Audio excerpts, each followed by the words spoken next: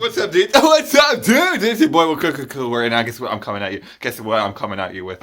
It's a Bleach top 10 crazy theories. Look, you fucking ultra nerds may not realize I read a lot of Bleach. I watch a lot of Bleach. I watch a lot of Bleach reviews. I have a lot of really crazy Bleach theories, and so I'm coming at you with the lineup right now. We're going to the top 10. Number 10. My first theory is coming at you. Squad Zero is actually working for Juhabak. The Squad Zero will fight Ichigo, Aizen. They will fight Urahara. They will fight the good guys, alright? That is the first theory. For the most part, Squad Zero, none of their Shikai were used. None of their Bankai were used. Most of their hidden abilities were not used. And so a lot of people, myself included, have theorized that actually they are working for Bak. Because again, Squad Zero's true purpose, their only goal, is to protect the Soul King. They have no other purpose. Originally, when the Stern Rider came into Soul Society and they blew up Soul Society, Squad Zero did not care. Because again, their only purpose is to protect the Soul King. Right now, Juhabak is the Soul King. So if they are following their purpose, plus they were killed off screen, they were not, I guarantee you guys, and they were not killed, they are working for Juhabak, and they are going to fight Ichigo, Aizen, Urahara, they're going to fight the allies.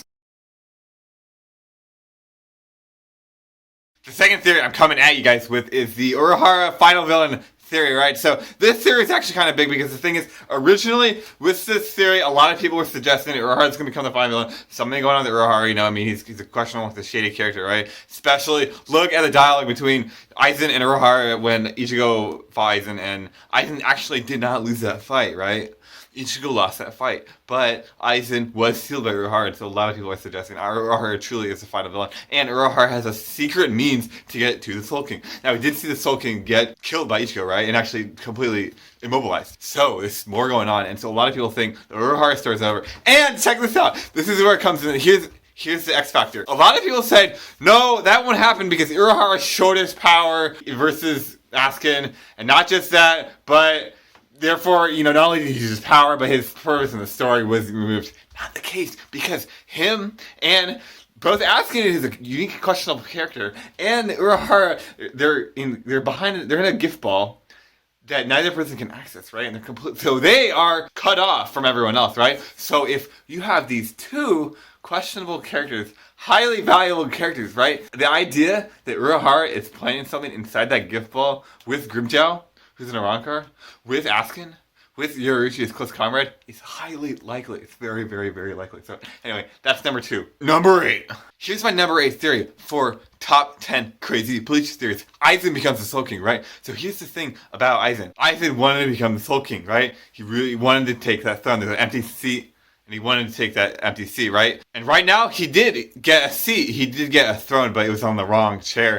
And the thing is, he will be released soon, right? And Aizen is an extremely powerful character. And not just that, but Yamamoto, a character arguably on his level, was defeated. Ichibe, character, again, arguably on his level, was shown to be defeated, although Ichibe still is at full power. Aizen also has not gone Bankai, so a lot of people do believe that Aizen, when he goes Bankai, he will replace the old Soul King. Number 6. The Soul King's legs. So, we've seen Soul King's heart, we've seen Soul King's left and right hand, right? And let me tell you guys, Soul King's heart Gerard is on a tear. But I'm not here to talk about that. I'm here to talk about Soul King's legs. A lot of people are saying, hey, you know what? The Soul King must have 2 legs. Especially because if you look at the Soul King, in the few pictures we've seen, he's missing a leg, he's missing his left leg, missing his right leg. And so he must have scattered his legs out there, right? And so a lot of people are suggesting, in a Rancor, a hollow is a leg. Maybe a Fullbringer is a leg. And if you ask me, I do believe we might see a return of Uhura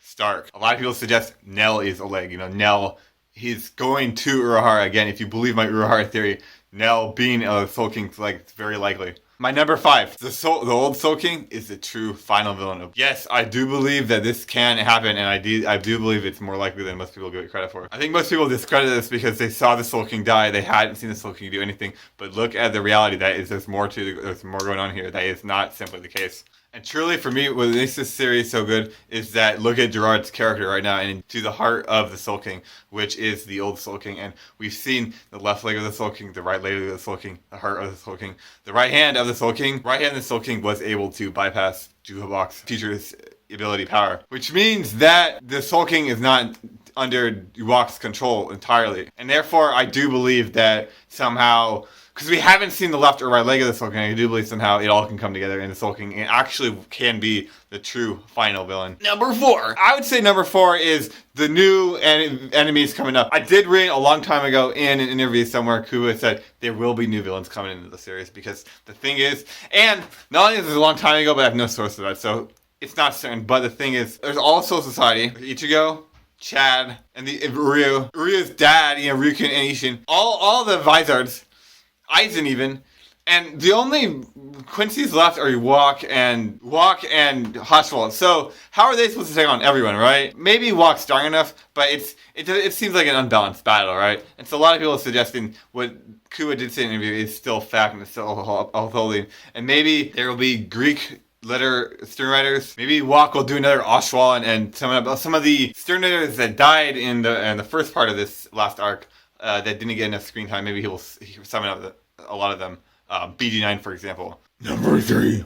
Ichigo becomes a villain near the end of this arc. We've seen Ichigo kill the Soul King, right? He was the one who actually stabbed the Soul King, right? Also, this whole arc, if people have been paying close attention, this whole arc, Ichigo himself he's not actually engaged in any battles, and he's not been the focus, right? So people think Kubo is doing that for a reason, and the reason is that he's going to switch sides, and he's going to play the role of a villain, right? And then he's going to turn back into a hero. Squad Zero plus Ichigo plus Jubak, a force, would be a force to be reckoned with, and it would make the end of Bleach as epic and as amazing as everybody wanted it to be. My number 2, and this is actually not my theory, this theory comes from someone named November Plow, and its theory is that Jubak's true weakness is actually water. Now, I know that sounds a little silly, guys, but realize this theory has actually put a lot of work into this theory, and actually there's very little to discredit it, and there's a lot to support it. If you look at Ichigo's inner world, whenever there was water, that was when his Jubak side was suffering, right? When Walk invaded Soul Society, right when it started raining, he was like, oh no, I need to get out of here. He encaged Hallibell,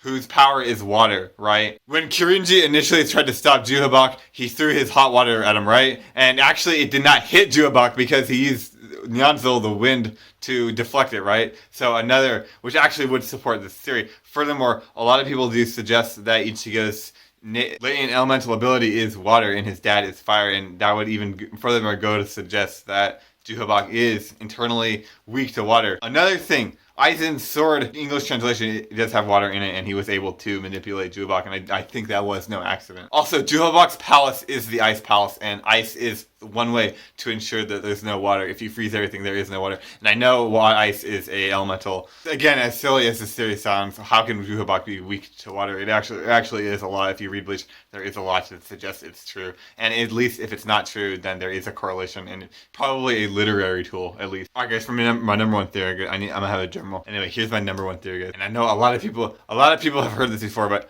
Orihime is going to become the next Soul King. I know what you're thinking, guys. That's crazy. And I know what some of you are thinking, alright, of course I expected that, and I do expect that. The big reason I've come up with this theory, and big reason is my number 1 right now, because this theory has been on the back burner for a while. The big reason it's number 1 right now is because we're in the last 3 chapters of Bleach. Orihime has had a lot of focus, and actually the thing is, one of the chapters was actually from Orihime's perspective. We don't know Orihime's parents.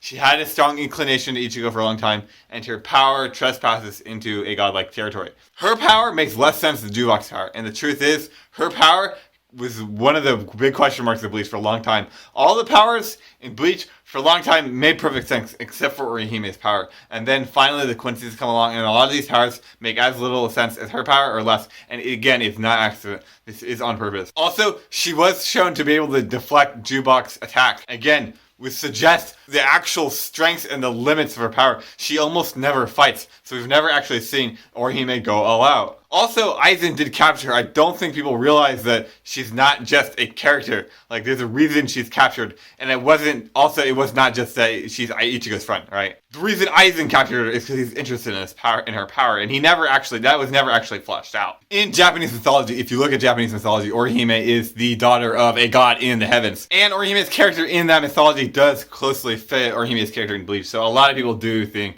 that Orihime will become either the next Soul King or replace that position after Bach dies, or will use her powers to, somehow defeat Bach, and she will be the one to resolve all the conflicts in the Bleach universe. Anyways, I'm signing out here. You guys already know it is. It's your boy, and guys, consider yourself worded. Alright, so anyway, I'm signing out.